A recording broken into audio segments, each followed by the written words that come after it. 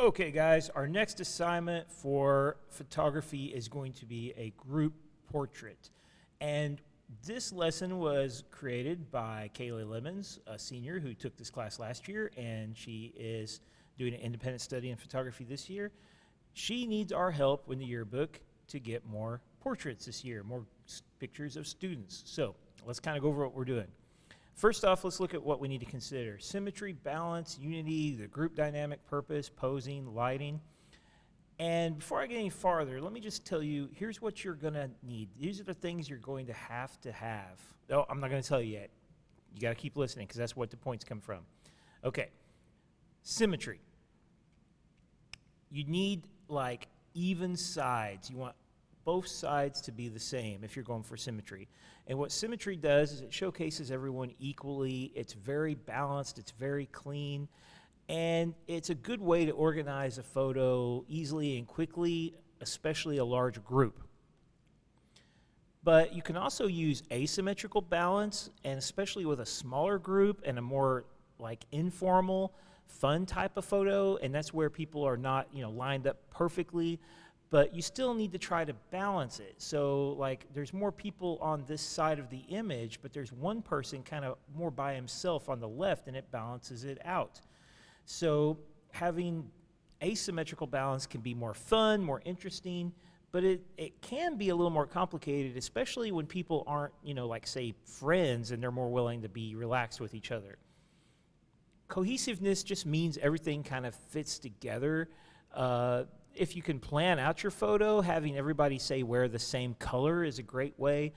Having a background that kind of makes sense for, your students. Like if you were doing, say, theater students, you wouldn't necessarily have them doing theater in the football field, and you wouldn't have football players hanging out in the theater. So it just makes sense that the background matches the foreground, your subjects. And by the way, guys, these leaves look really cool. I'm almost sure those were photoshopped in, but they look really cool. That's a great little thing you could add. Like adding digital aspects to an image is such a great idea to make it more interesting.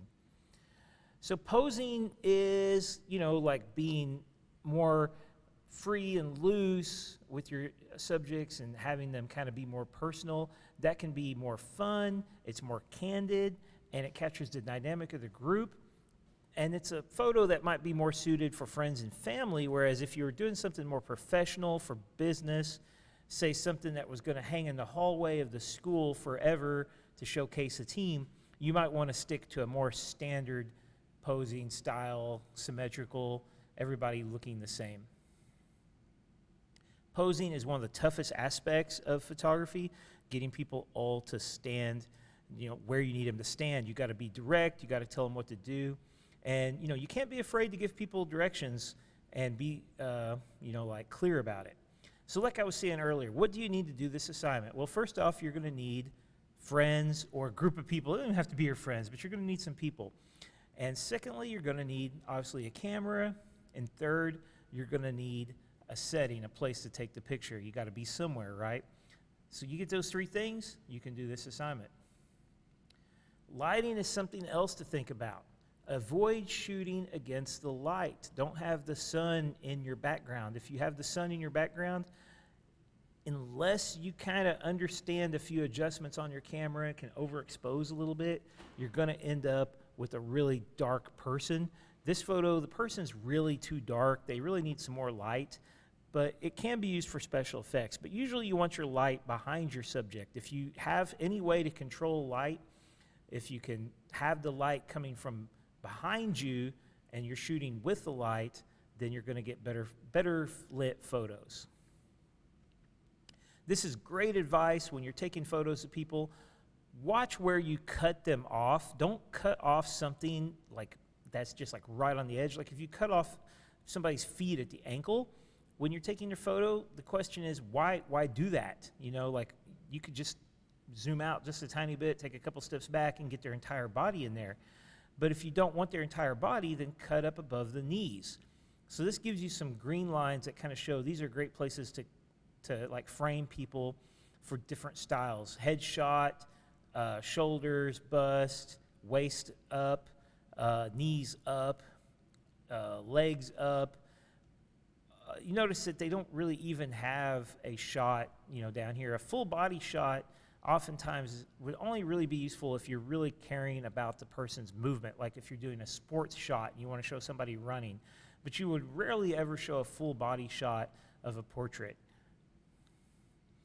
Take many photos and try different compositions. Get in close, get far away, try different angles, try different backgrounds, try different poses, and move your subject around. Don't be afraid to give them directions, and just try lots of different things, because digital photography, the photos are free. You can take as many as you want. All it takes is time.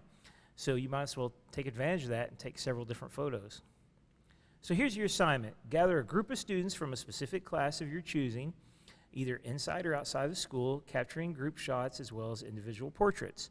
Now, if you're thinking, there's no way I can do this, if you're a remote student, you don't see any other students, then you could still do this assignment because you're an MVTHS student. So for me, I want to see group pictures, but if that's impossible for you, you can still shoot yourself.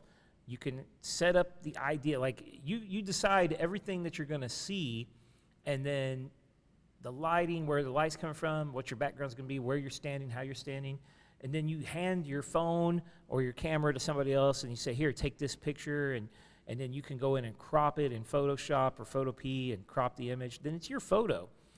You may not be the one to hit the button, but you did all the work and did all the planning. I would like to see photos of MVTHS students.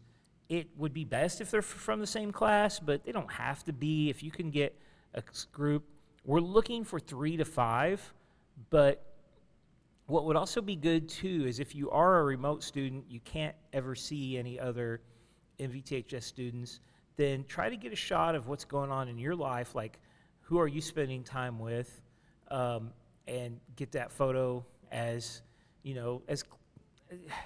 best as you can. If you're at school and you have a class where you have a group of friends and you think it'd be really good, ask your teacher if you can do a quick photo for your book with that group of students. If you're in any activities or clubs, maybe that would be a chance to get the photo. It can be inside, it can be outside of school.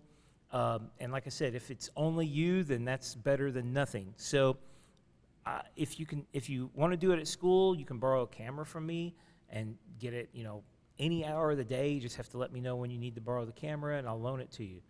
So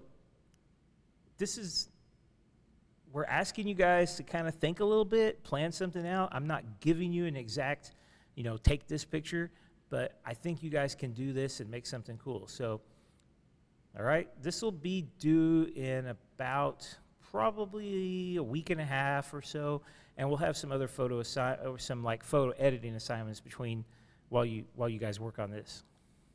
All right, thanks.